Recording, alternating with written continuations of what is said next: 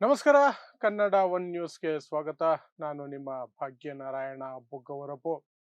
ಮೊನ್ನೆ ಬೆಳ್ತಂಗಡಿಯಲ್ಲಿ ಒಂದು ದೊಡ್ಡ ಸುದ್ದಿಯಾಗಿತ್ತು. ಏನು ಅಂದ್ರೆ 16 ವರ್ಷದ ಶಾಲಾ ಬಾಲಕಿಯನ್ನ 3 ಜನ ಓಮ್ನಿ ಕಾರ್ನಲ್ಲಿ ಬಂದು ಹಾಡ ಹಗಲೇ ಅಪಹರಣ ಮಾಡುವಂತಹ ಪ್ರಯತ್ನ ನಡೀತು. ಆ ಸಂದರ್ಭದಲ್ಲಿ ಆ ಬಾಲಕಿ ಕಿರ್ಚಾಡಿದ್ರಿಂದ ಆಕೆ ತಪ್ಪಿಸ್ಕೊಂಡ್ಲು.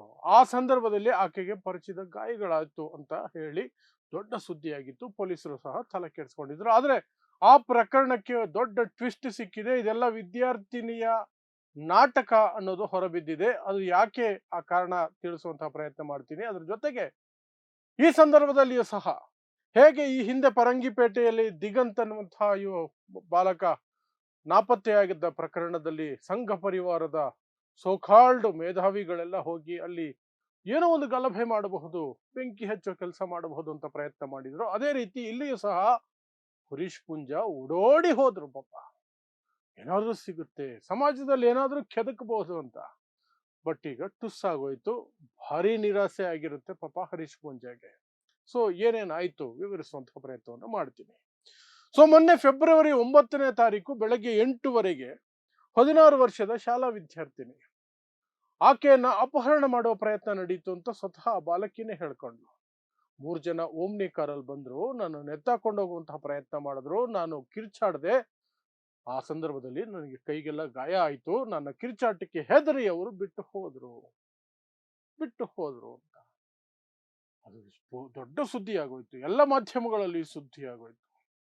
ಇಂತಹ ಸಂದರ್ಭಗಳಿಗೆ ಕಾಯ್ತಾ ಇರುವಂತಹ, ಯಾಕಂದ್ರೆ ಯಾವುದೋ ಒಂದು ಆಂಗಲ್ ಅಲ್ಲಿ ಆ ಓಮ್ನಿ ಓನರೋ ಡ್ರೈವರೋ ಆ 3 ಜನರಲ್ಲಿ ಒಬ್ಬನೋ ಇಬ್ಬರೋ 3 ಜನನೋ ಏನೋ ಒಂದು ಮುಸ್ಲಿಮರಾಗಿರೋ ಸಾಧ್ಯತೆ ಇದ್ರೆ ಒಂದಷ್ಟು ಸಮಾಜದಲ್ಲಿ ಶಾಂತಿ ಕೆಡಿಸ್ಬೋದು.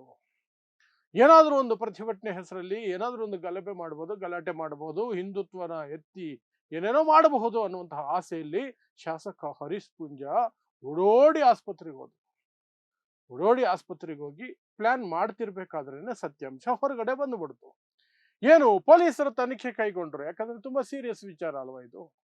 ಈಗ ಸದ್ಯಕ್ಕೆ ಹೇಗೋ ದಕ್ಷಿಣ ಕನ್ನಡ ಸ್ವಲ್ಪ ನೆಮ್ಮದಿಯಾಗಿದೆ.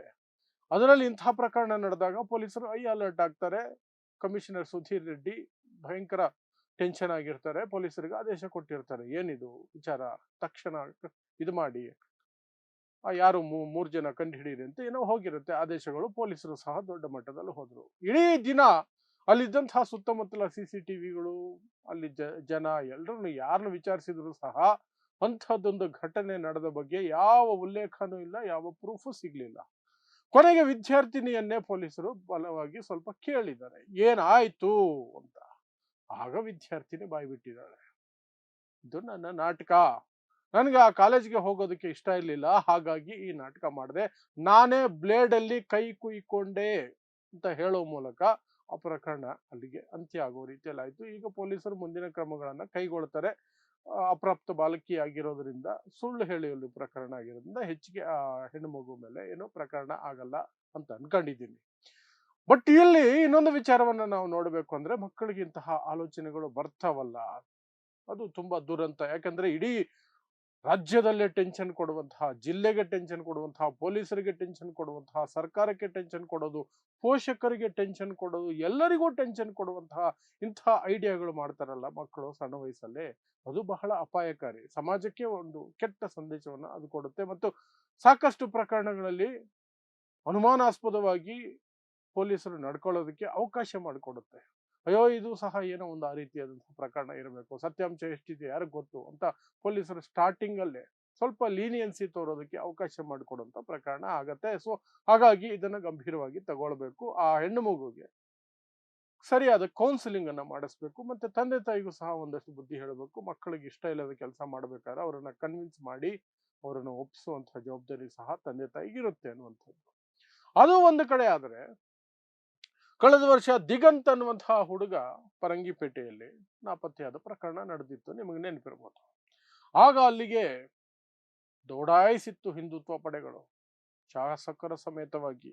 ಭರತ್ ಶೆಟ್ಟಿ, ಆ ಭರತ್ ಶೆಟ್ಟಿ, ಭರತ್ ಕುಮ್ದೇಲ್, ಇವರೆಲ್ಲ ಶಾಸಕರು ಅನ್ನೋದು ಬರ್ತಂತಹ ಭರತ್ ಶೆಟ್ಟಿ ತಾನು ಏನೆಲ್ಲ ಮಾಡಬಹುದು, ಯಾವ ಲೆವೆಲ್ಗೆ ಹೋಗಿ ಕೂಗಾಡಬಹುದು, ಕಿರ್ಚಾಡಬಹುದು, ಏನೇನು ಮಾಡಬಹುದು, ಹೇಳಿಕೆಗಳನ್ನು ಕೊಡಬಹುದು, ಯಾವುದು ಸಹ ಸಮಾಜಕ್ಕೆ ಒಂದು ಒಳ್ಳೆ ಸಂದೇಶ ಕೊಡುವಂತಹ, ಶಾಂತಿ ಕಾಪಾಡುವಂತಹದ್ದು ಇದೆಲ್ಲ. ಇರೋದೆಲ್ಲ ಗಲಭೆಗಳಾಗ್ಬಿಡ್ಬೇಕು, ಗಲಾಟೆಗಳಾಗ್ಬಿಡ್ಬೇಕು, ಪ್ರತಿಭಟನೆಗಳಾಗ್ಬಿಡ್ಬೇಕು, ಹಿಂದುತ್ವದ ಬಾವುಟಗಳು ಹಾರಾಡ್ಬಿಡ್ಬೇಕು, ಹಿಂದೂ ಮುಸ್ಲಿಂ ನಡುವೆ ಸಂಘರ್ಷಕ್ಕೆ ಎಡೆ ಮಾಡಿಕೊಡುವ ರೀತಿಯ ವಾತಾವರಣ ಸೃಷ್ಟಿಯಾಗ್ಬಿಡ್ಬೇಕು. ಕೇಳಿದ್ರೆ ಇದು ಮುಸ್ಲಿಮರು ಮಾಡಿರೋ ಸಾಧ್ಯತೆ ಇದೆ, ಮುಸ್ಲಿಮರೇ ಮಾಡಿರ್ತಾರೆ, ಕಥೆಗಳು ಕಟ್ಟುತ್ತಾರೆ. ಅದೇ ರೀತಿ ಭರತ್ ಕುಂಬ್ದೇಲು ಹಿಂದುತ್ವ ಹಿಂದುತ್ವ ಅನ್ಕೊಂಡು ಅಲ್ಲಿ ಗೂಂಡಾಗಿರಿ ಮಾಡಕ್ ಹೋಗಿದ್ದು.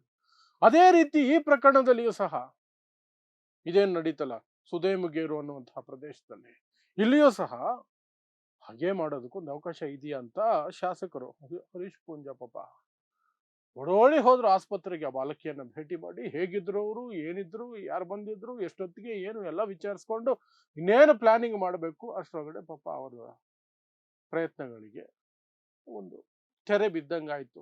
ಯಾಕಂದ್ರೆ ಆ ಬಾಲಕಿನೇ ಒಪ್ಕೊಂಡಿದ್ದಾಳೆ, ಈಗ ಇದು ನನ್ನ ನಾಟಕ, ಕಾಲೇಜಿಗೆ ಹೋಗೋದಕ್ಕೆ ಇಷ್ಟ ಇರಲಿಲ್ಲ, ಹಾಗಾಗಿ ನಾಟಕ ಮಾಡಿದ್ದೀನಿ ಅಂತ.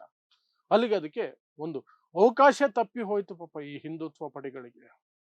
ಇಲ್ಲದೆ ಹೋಗಿದ್ರೆ ಇನ್ನೊಂದು ರೌಂಡು ದಕ್ಷಿಣ ಕನ್ನಡನ ಅಲುಗಾಡಿಸ್ಬಿಟ್ಟಿರೋರು, ಒಂದಷ್ಟು ಪ್ರಕ್ಷುಬ್ಧ ವಾತಾವರಣ ಸೃಷ್ಟಿ ಮಾಡಿರೋರು, ಮುಸ್ಲಿಮರ ವಿರುದ್ಧ ದ್ವೇಷ ಭಾಷಣಗಳನ್ನ ಮಾಡಿರೋರು, ಮುಸ್ಲಿಮರ ತಲೆಗೆ ಏನಾದ್ರೂ ಕಟ್ಟೋ ಪ್ರಯತ್ನ ಮಾಡಿರೋರು. ಆ ನಂತರ ಹಿಂದೂಗಳೇ ಸಿಗಾಕೊಂಡ್ರೆ ಸೈಲೆಂಟ್ ಆಗ್ಬಿಡ್ತಾರೆ. ಆದ್ರೆ ಸಿಕ್ಕುವವರೆಗೂ ಆರೋಪಿಗಳು ಈ ಪ್ರಕರಣ ನಿಜವಾಗಿದ್ದು ನಡೆದಿದ್ದಿದ್ರೆ ಆರೋಪಿಗಳು ಸಿಗಾಕೊಳ್ಳೋವರೆಗೂ ಮುಸ್ಲಿಮರು ಮುಸ್ಲಿಮರು ಮುಸ್ಲಿಮರು ಅಂತ ಹೇಳಿ ಸಮಾಜದಲ್ಲಿ ಒಂದಷ್ಟು ಅಶಾಂತಿ ಮೂಡಿಸಿರೋರು. ಅದಕ್ಕೆ ಅವಕಾಶ ಸಿಗಲಿಲ್ಲ. ಪಾಪ ನಿರಾಸೆ ಆಗಿರುತ್ತೆ ಹರೀಶ್ ಪೂಂಜಾಗೆ, ಬಹಳ ನಿರಾಸೆ ಆಗಿರುತ್ತೆ. ಸಪ್ಪೆ ಮೋರೆ ಹಾಕೊಂಡು ಮನೆಗೆ ಹೋಗಿರ್ತಾರೆ. ಛೇ, ಎಂಥ ಚಾನ್ಸ್ ಮಿಸ್ ಆಗುತ್ತೆ, ಅದಂತೂ ಗ್ಯಾರಂಟಿ. ಸೊ ಇದಿಷ್ಟು ಬೆಳ್ತಂಗಡಿಯಲ್ಲಿ ನಡೆದಂತಹ ಅಪಹರಣ ಪ್ರಕರಣಕ್ಕೆ ಸುಖಾಂತಿ ಅಂತ ಕರೀತಿರೋ ಅಥವಾ ಹೇಗೆ ಕರೀತಿರೋ ನೋಡ್ಬೋದು. ಒಟ್ಟಿನಲ್ಲಿ ಪ್ರಕರಣ ಏನೂ ಆಗಿಲ್ಲ, ಅಪರಾಧ ಪ್ರಕರಣವಾಗಿ ಹೊರಹೊಮ್ಮಲಿಲ್ಲ ಅಷ್ಟೇ. ಅದೊಂದು ಸಮಾಧಾನದ ಸಂಗತಿ ಅಷ್ಟೇ. ಸೊ ನೋಡ್ತಾ ಇರಿ ಸಮಾಜಕ್ಕಾಗಿ ಕನ್ನಡ 1 ನ್ಯೂಸ್. ನಮಸ್ಕಾರ.